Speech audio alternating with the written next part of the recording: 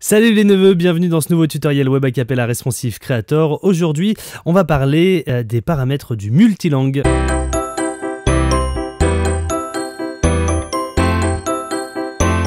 Alors, le paramétrage des multilangues se fait de manière très simple, c'est génialement fait dans Web Acapella. Vous arrivez sur votre tableau de bord, sur votre projet de site, vous allez dans les paramètres du site et vous allez cocher ici cette case « Activer le mode multilangue ». Par défaut, on vous propose la langue que vous avez choisie au départ par défaut, en l'occurrence là le français, on vous propose l'anglais et vous allez pouvoir ajouter d'autres langues. Ici on vous en propose quelques-unes, mais à vous de rentrer la langue que vous souhaitez. Ça fonctionne avec toutes les langues.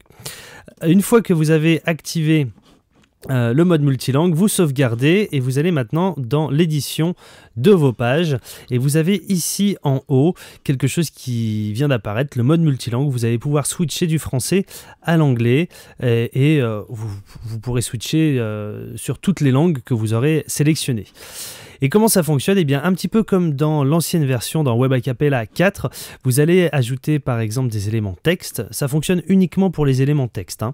Vous allez ajouter un élément texte et ici, vous allez taper votre texte en français. Voilà. Donc ce texte est en français. Si vous passez si vous switchez sur une autre langue, là en l'occurrence l'anglais, votre élément texte redevient vide. Et c'est à vous ensuite de retaper votre texte dans l'autre langue. Donc ce sera à vous de traduire l'intégralité de votre site.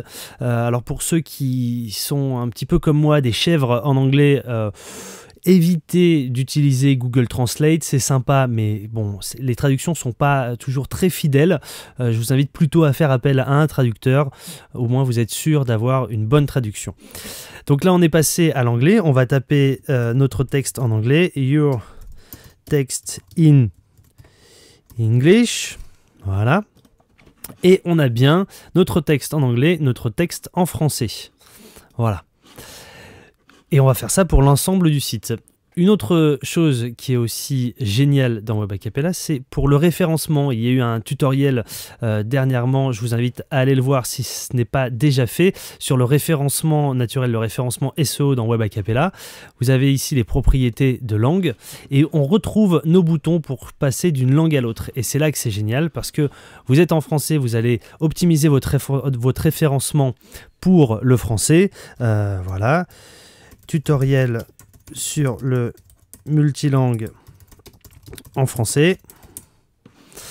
Vous allez remplir votre description, votre expression clé principale, et puis vous allez ensuite passer à l'anglais. Et là, magie également, ça disparaît et on va pouvoir retaper ses textes, refaire son référencement naturel, mais cette fois en anglais, cette fois dans l'autre langue.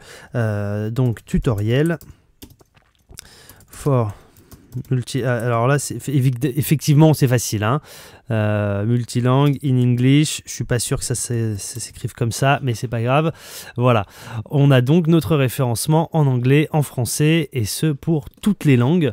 Et ça, c'est quand même vachement bien. Ensuite, comment proposer à nos visiteurs de passer d'une langue à l'autre? Eh bien, il y a plusieurs solutions, à commencer par le bouton, tout simplement. Donc, on va rajouter une ligne, on va ajouter un bouton et on va nommer ce bouton. Par exemple, là, on est en français. Donc, on va écrire en anglais, du coup, change language. OK. On va choisir un lien pour le bouton, on va choisir langue et on va sélectionner une langue, en l'occurrence l'anglais. OK. Et ensuite, une fois qu'on sera sur l'anglais, il faut pouvoir proposer aux visiteurs de retourner au français. Et à ce moment-là, vous serez obligé d'ajouter un autre bouton qu'on va rajouter comme ça. Voilà. Cette fois, on va l'écrire en français. Voilà. Ici, on va sélectionner à nouveau la langue, choisir une langue, on passe au français, OK. Et bien sûr, ah oui, bien sûr, il faut également écrire quand vous êtes en anglais, il faut forcément vous perdez vos textes et donc il faut les réécrire. Change language et ici, changer la langue. Voilà. On fait un test.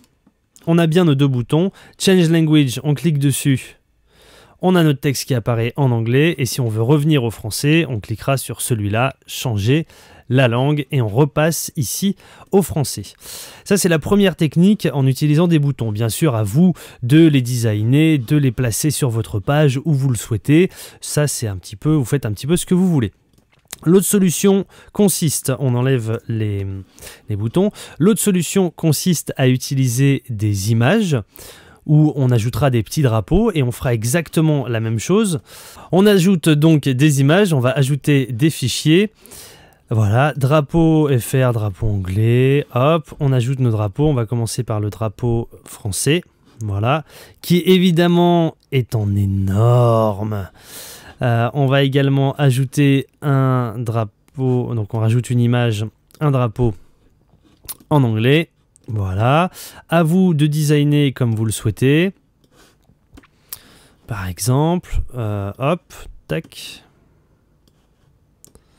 tac. On peut même mettre ça, hein, voilà. Vous cliquez sur votre image et là également vous pouvez choisir un lien. Vous sélectionnez langue, choisir une langue. Là c'est le français. Ensuite on sélectionne le drapeau, langue, choisir une langue. Vous passez à l'anglais. OK. Vous testez. Et là on a bien nos deux drapeaux. Si on clique sur l'anglais, le texte passe en anglais. Si on clique en français, le texte repasse en français. Et enfin, la troisième solution consiste à utiliser du texte. Encore une fois, on va utiliser un élément texte et on va taper tout simplement changer de langue.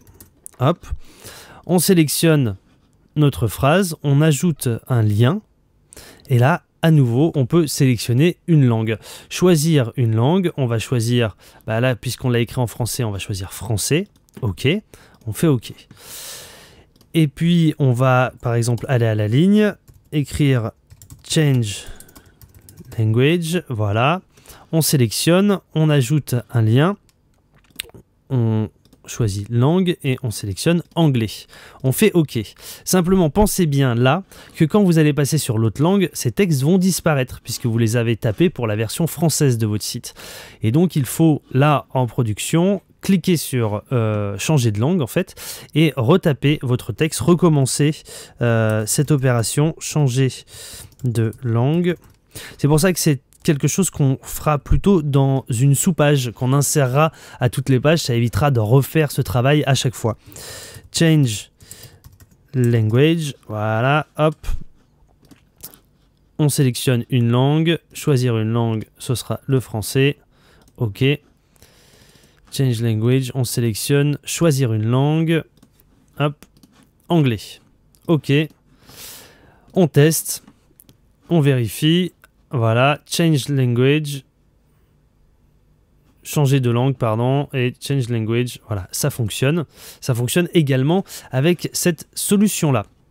Voilà un petit peu les différentes techniques pour proposer à vos visiteurs de changer de langue. Vous voyez que le mode multilingue est quand même très simple à utiliser. En revanche, ça prend du temps, bien sûr. Si vous avez un site avec beaucoup de contenu texte, eh bien, il va falloir vous farcir tout le texte à traduire. Si en plus vous avez plusieurs langues et pas que deux, vous avez aussi l'espagnol ou le portugais par exemple ou l'italien, ça vous prendra plus de temps. Moi, ce que je vous conseille, c'est de travailler votre site d'abord dans une langue, comme le français par exemple, et une fois que vous avez travaillé tout votre site en français, là vous passez aux traductions.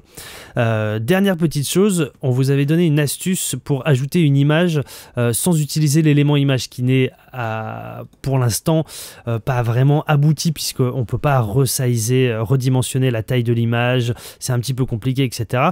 Donc on vous avait proposé la solution d'ajouter hop, du texte et de mettre une image dans le texte. Eh bien, c'est possible avec le multilangue aussi. Simplement, le multilangue, Web Acapella va considérer que cette image, c'est du texte. Et donc, quand vous allez changer de langue, il va virer l'image. Donc, ce sera à vous de la remettre à nouveau. Voilà, c'est le petit compromis à faire pour l'instant. Vous serez obligé, en plus de changer le texte, de remettre vos visuels si vous avez utilisé cette technique-là. Mais je ne désespère pas de voir arriver prochainement dans les futures mises à jour un élément image qui nous permettra de redimensionner notre image, de gérer la marge, etc. Voilà pour ce tutoriel concernant le multilangue dans Web Acapella Responsive. On se retrouve très bientôt pour un nouveau tuto. Ciao!